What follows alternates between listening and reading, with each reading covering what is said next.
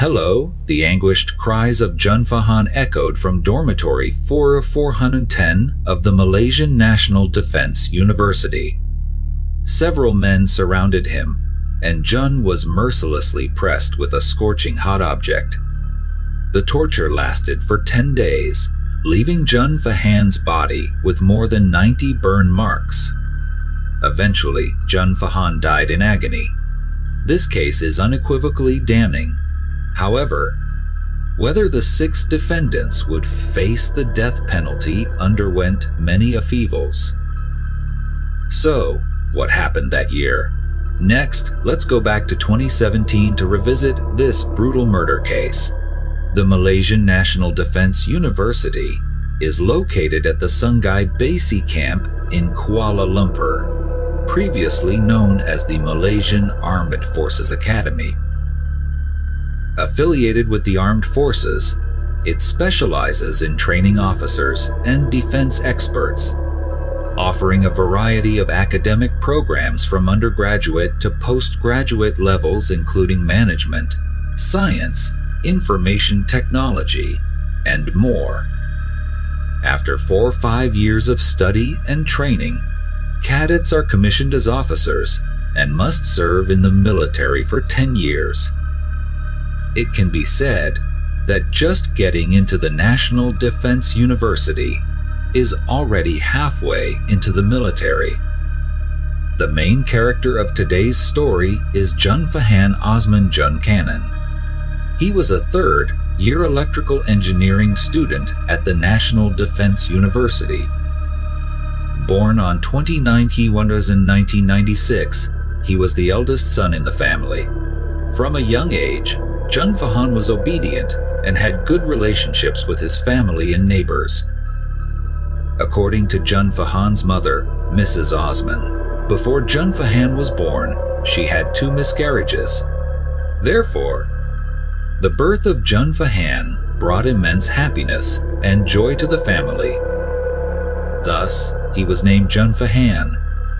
Although the family was not wealthy, life was sufficient and peaceful, and growing up in his family's love, Jun Fahan always harbored the dream of becoming a soldier. He dreamed of one day becoming the captain of a Navy ship and always worked hard towards that goal. Unfortunately, during high school, Jun Fahan did not pass the entrance exam to the Royal Military College and had to choose to study at another university in his hometown. However, while studying there, Jun Fahan did not give up on his dream of becoming an officer. He told his mother he wanted to continue studying for a few more years at the Defense University after graduation. This made his mother so angry that she didn't speak to him for 3 days. The reason was that she had an older brother who had passed away while serving in the military. She understood how harsh military life was and how difficult it was to take leave, so she didn't want her son to suffer. But after her son's pleas and persuasion, she eventually relented and agreed. When taking her son for a medical check, up in registration, seeing the joy in his eyes, Mrs. Osman believed that she had made the right choice. She also advised Jun Fahan to make many friends at the university, as his friends would all be officers in the future. Who knows, some might even advance quickly in their careers.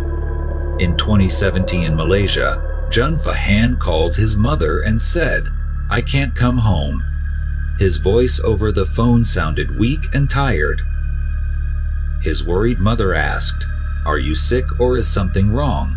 Jun Fahan replied, "It's okay, Mom. Take good care of yourself, okay?" After that, he hung up the phone, and that was the last time Mrs. Osman heard her son's voice. A few days later, Mr. Irez, Jun Fahan's father, received a call. The person on the other end identified himself as an officer of the Defense University. He said, "Your son has passed away." Mr. Ariz was silent for a long time before asking, "What happened to my son?" The officer replied, "He was tortured to death," and provided Jun Fahan's military ID and national identification number. Shocked, the family hurried to Serdang Hospital, 300 km away. But when they arrived at 3 a.m., some officers from the Defense University turned them away and did not allow them to see Jun Fahan's body. After 6 excruciating hours of waiting, they were finally allowed to see their son.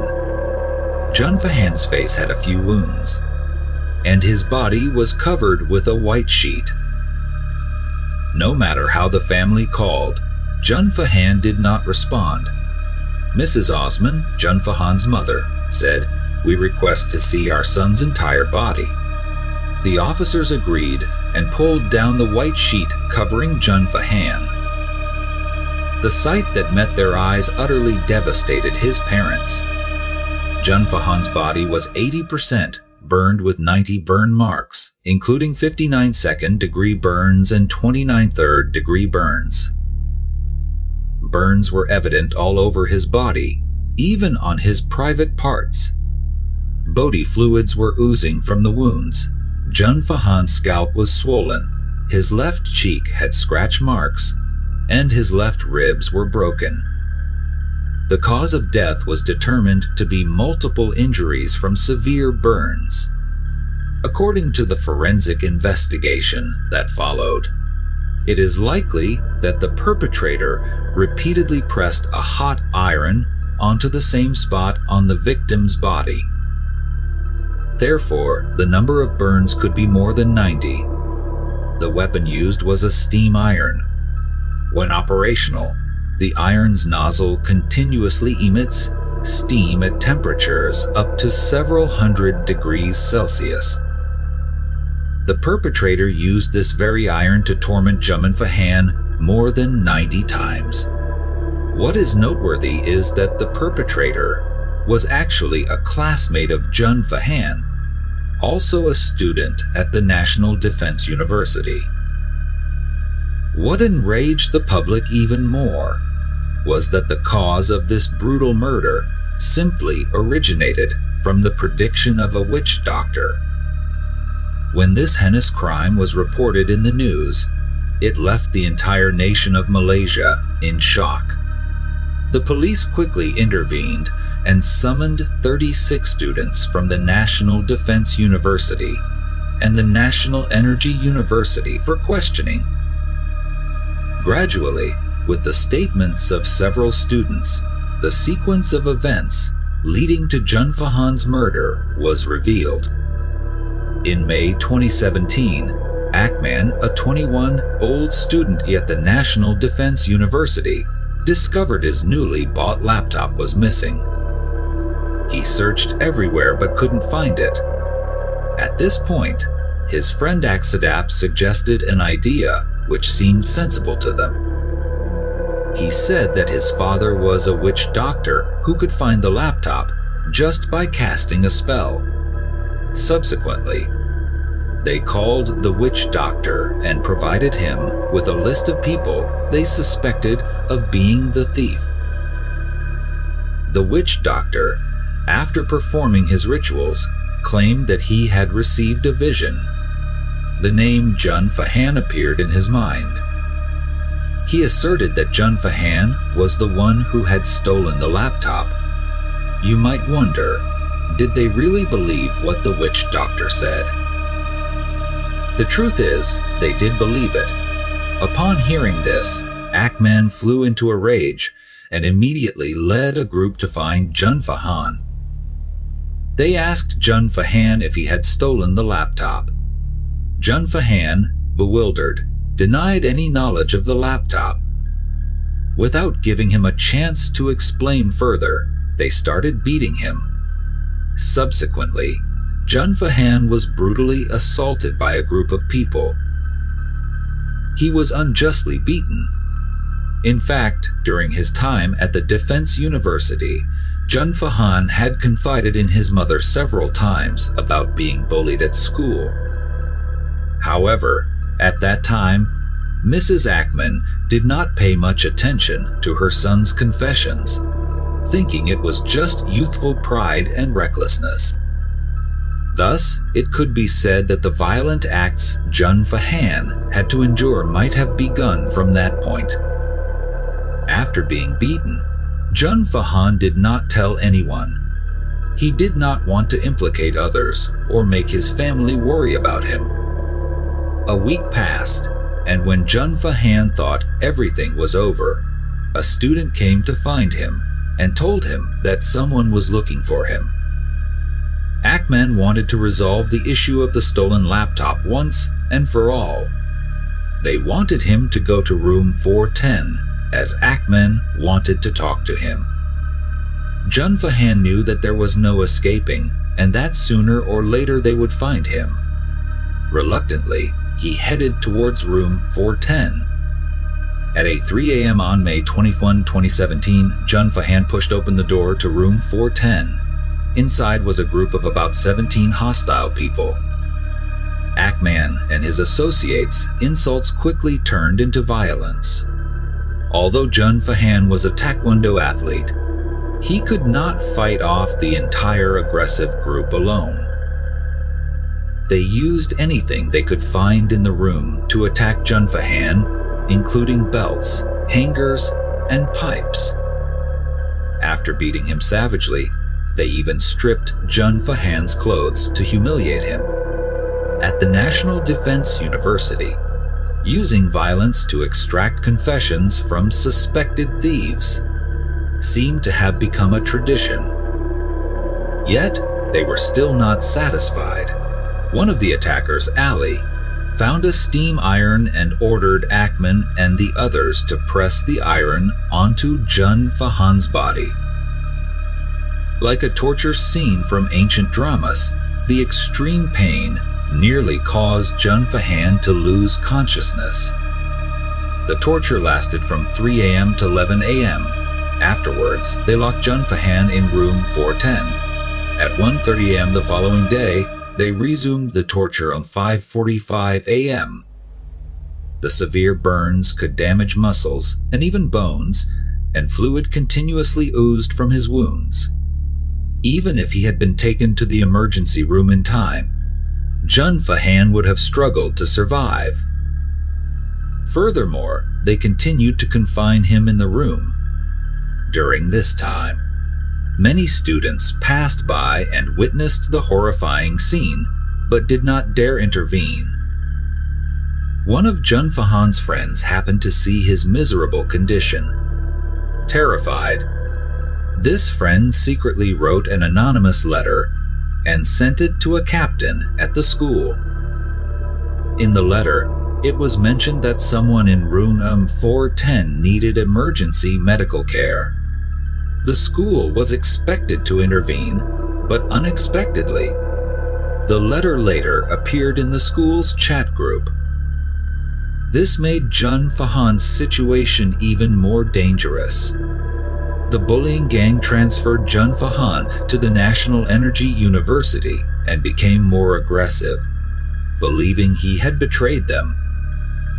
Under brutal torture, Jun Fahan was forced to confess that he had stolen a computer during his captivity. He called his girlfriend and said, "I'm sick, I'm sad, and I want to tell you something. But you mustn't tell anyone else." Someone suspected he had stolen their computer and beat him, but he hadn't. They wouldn't listen to his explanation. His girlfriend worriedly asked, "Who hit you? When did they hit you? Where are you now?" Jun Fahan only said, "A lot of people," and didn't reveal any more information. Hearing her boyfriend's words, the young woman didn't tell anyone about the beatings, but quietly helped him find out who had stolen the computer. Before the start of Ramadan in 2017, from the evening of May 26 to June 24, Jun Fahan met his girlfriend for the last time. This is a significant holiday in Malaysia, equivalent to the Lunar New Year in Vietnam. The National Defense University also gave students a holiday break to return home. At this time, Jun Fahan was wearing a white shirt, and his arms seemed swollen because during the torture, they intentionally didn't tape his face. Thus, his girlfriend didn't realize how critically ill Jun Fahan was. He told his girlfriend, "I'm only slightly injured, need some rest, and won't be coming home for the holiday. I'll be hanging out with friends." Finally, Jun Fahan advised his girlfriend to take good care of herself. On May 27, Jun Fahan's condition worsened. His body became increasingly weak, and he couldn't keep warm. Home McMahon and their gang rushed Jun Fahan to a nearby clinic. The doctor was horrified upon seeing the injuries and insisted they take Jun Fahan to the hospital immediately. Such injuries could be life-threatening, but Akman and his gang continued to lie. They claimed Jun Fahan was injured due to an explosion during training and didn't want many people to know because they feared Jun Fahan would be embarrassed. They requested the doctor only provide first aid. After bandaging the wounds, the doctor asked if they needed an ambulance. They said they had a car. The doctor then asked if the patient's family knew about this. Jun Fahan, under threat, had to say, "Doctor, don't call my family. My mother's health is poor, and I don't want her to know." At this time, Jun Fahan was still conscious and could undress himself for examination. Finally, the doctor wrote a referral letter for hospital transfer and let them take Jun Fahan away. Unexpectedly, only 4 days later, on May 31, they secretly took Jun Fahan to the hospital. His condition had deteriorated significantly. He was dehydrated, exhausted, and couldn't undress himself. During the examination, Jun Fahan vomited multiple times. The doctor asked, "Why didn't you bring the patient to the hospital sooner?" Jun Fahan weakly said, "Help me bandage the wounds. Now I can't even walk. Just bandage me and I'll go to the hospital." The doctor continued checking blood pressure, blood tests, and the cause of Jun Fahan's condition, but didn't find anything serious. Therefore, the doctor let them take Jun Fahan away again. That night, Sophie, the person assigned to look after Jun Fahan, was about to buy electrolyte water when Jun Fahan vomited again. While cleaning up the vomit, Sophie heard him mutter, "I miss my parents, and I want to apologize to them." Sophie replied, "If you want, you can call them." Unexpectedly, Jun Fahan said he didn't want to trouble his parents and didn't want them to worry. Remembering visiting Jun Fahan's house and knowing his family, Sophie comforted him, "No matter what happens, I'll always be by your side." At this point, you might think Sophie is a good person. But no, he was also one of the masterminds behind the brutal torture. Some of the burns on Jun Fahan's body were caused by Sophie himself. A while later, Sophie noticed Jun Fahan's body was motionless. Sophie frantically called out but received no response from Jun Fahan. He urgently called for an ambulance. At 9:30 p.m. on June 11, 2017, the hospital announced Jun Fahan's death after doctors' efforts to save him failed. The incident shocked Malaysian public opinion. According to preliminary information, 30 students were involved in the torture of Jun Fahan. After investigation, by June 14, the police officially charged 19 students from the National Defense University all 21 years old, with 6 defendants accused of murder. At the trial, 19 defendants were asked to self-defend. The court also summoned 20 witnesses, including Jun Fahan's girlfriend, a student who had written an anonymous letter, and Azarab's father, who had hired a sorcerer. He recounted to the judge how he discovered that Jun Fahan was a thief. He also asserted that he had instructed the men and their accomplices not to use violence, making it clear he did not want to bear any responsibility. During his testimony, mocking laughter repeatedly arose from the spectator seats. A real sorcerer, truly skillful. The 19 defendants denied all charges. They claimed they only wanted to teach Jun Fahan a lesson, not intending to kill him. They argued that after being burned with the iron, Jun Fahan did not have any scars on his body. Hence, they believed their actions were not severe. Sophie even turned to apologize to Jun Fahan's parents. He said he still remembered Nguyen the first time he met Jun Fahan back in 2014.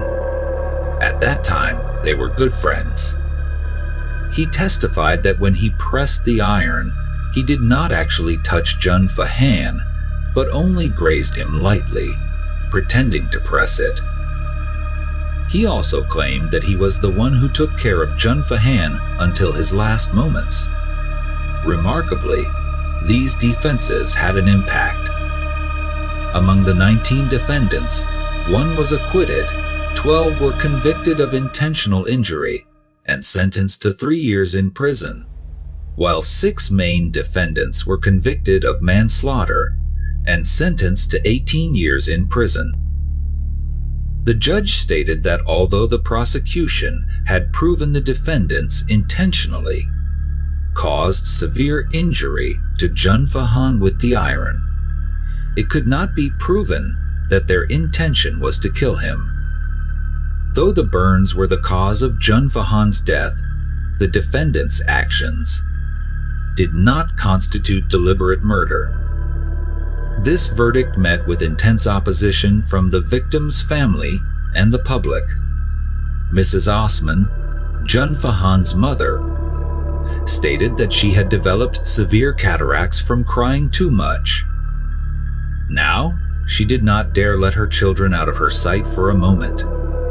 Even when they went to school, their family, already not well off, faced even more difficulties due to the death of her son. What outraged the public further was that when the 18-year sentence was announced, the main defendants showed joy, congratulating each other with toothy grins. Many speculated that as long as they dodged the death penalty, their families would work to reduce their sentences, potentially meaning they wouldn't serve the full 18 years. Moreover, among the culprits, only one family apologized to Jun Fahan. Everyone believed that the 6 main defendants showed no remorse.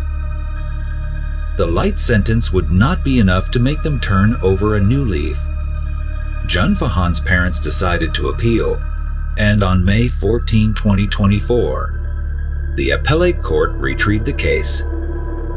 The prosecution sought convictions for murder against the 6 defendants and proposed the death penalty. The deputy prosecutor also suggested increasing the sentences of the remaining 12 defendants from 3 years to a maximum of 7 years for deterrence. This was because witnesses in the case testified that they did not dare help Jun Fahan for fear of retaliation. In other words, bullying was a common problem at the National Defense University.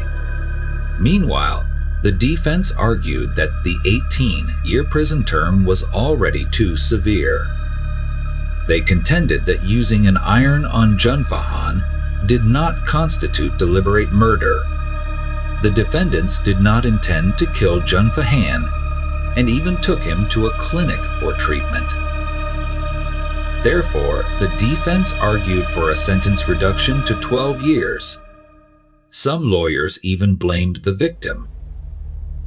They argued that Jun Fahan had several opportunities for treatment, yet he did not proactively request to be taken to a large hospital, nor did he call his family or alert the police. The defense contended that Jun Fahan's death could not be entirely blamed on the defendants. This argument was met with fierce opposition from the judge and the prosecution. The prosecution argued that the reason the defendants took Jun Fahan to the clinic was to prevent the incident from being exposed and to avoid legal punishment. If they genuinely wanted to save Jun Fahan, why did they not follow the doctor's advice and take him to a major hospital? Finally, after 2 months of trial, on July 23, 2024, the appellate court announced the overturning of the 18-year sentences for the 6 main defendants, replacing them with death sentences and increasing the 3-year sentences for the remaining defendants to 4 years. Judge H.H.D. stated that the previous judge focused on determining the severity of the injuries on Jun Fahan's body to rule whether the defendants intended to kill, while the main issue of the case was whether the defendants had murderous intent. For example, if someone hits another person and accidentally strikes a critical point, causing death, it could be considered manslaughter. But if the person directly draws a gun and shoots someone to death, regardless of whether they hit a vital area or not, they should still be charged with murder. The key points of the case are the use of deadly weapons and the intent to kill. In this judgment, the act can cause death and falls under the category of revenge. The defendants had organized, planned to detain, and seek revenge on Jun Fahan for a long time, and did not want to take him to a major hospital for treatment. This clearly shows their intent to kill, even more brutally than a standard murder case. After committing the crime, they showed no remorse and even attempted to cover it up. The cruel nature of the case is unacceptable and extremely rare. Therefore, Judge H.D.A. deemed that sending the 6 defendants to the gallows was the most appropriate punishment. It is noteworthy that Ali, who proposed using violence to torture Jun Fahan, is a very cunning person. He always avoided touching Jun Fahan, instead using the other 5 to physically abuse the victim. Perhaps he thought that by doing so, he would escape punishment, but the court did not let him off the hook. He was convicted of murder and sentenced to death along with the other 5 defendants. After hearing the death sentence, Jun Fahan's parents fell to their knees in gratitude to the judge. However, in reality, the defendants still have the opportunity to appeal or seek clemency. The Malaysian Human Rights Commission issued a statement expressing deep condolences to Jun Fahan's family, but firmly opposed the death penalty. They argued that the death sentence doesn't ensure absolute fairness and doesn't provide the criminals a chance to rehabilitate. They deemed it an inhumane punishment. Another international human rights organization, Amnesty International, also condemned the death penalty, arguing that no crime warrants punishment by death. The death penalty only prolongs the pain, and violence cannot stop violence. Some people argue that the root cause of the case lies in the school's leadership's failure to manage and supervise, allowing rampant bullying. However, due to the special nature of the National Defense University, the school was not strictly handled. Nobody knows whether school violence has improved. After the death sentence was announced, the families of the 6 defendants approached Junfei Han's parents to apologize and seek forgiveness. However, Junfei Han's parents firmly refused because before the death sentence was passed, they had not received any apologies from the defendants' families. Now it's too late. However, with many parties voicing opposition to the death penalty, it's unclear whether the case verdict will change. We can only wait until the 6 defendants are executed. The death sentence for the 6 perpetrators has been announced, concluding the shocking Junfei Han case in Malaysia. People sighed with relief that justice had been served and the guilty would pay for their crimes. But there are still murmurs, differing opinions. Some shake their heads in dismay, saying what good is the death penalty if Junfei Han cannot come back to life? They believe that instead of punishment by death, these youths should be given a chance to reform and make amends. Will the death penalty really prevent such brutal acts? Discussions about the responsibility of the education sector arise again. How could such a strict military school end up in this situation? Loose management indeed, but some shake their heads, saying it's not solely the school's responsibility. How were these children raised at home to end up like this? There's empathy for Junfei Han's family, losing an obedient and filial son, but others also recklessly blame. When he was bullied, why didn't the family pay more attention, allowing it to come to this? Such words stab deeply into the grieving hearts of his parents. This case remains an unhealed scar in Malaysian society, a wake-up call for every family, the education system, and the shaken moral values. Perhaps we need more efforts to build a safer, more decent living environment where there is no place for violence and apathy.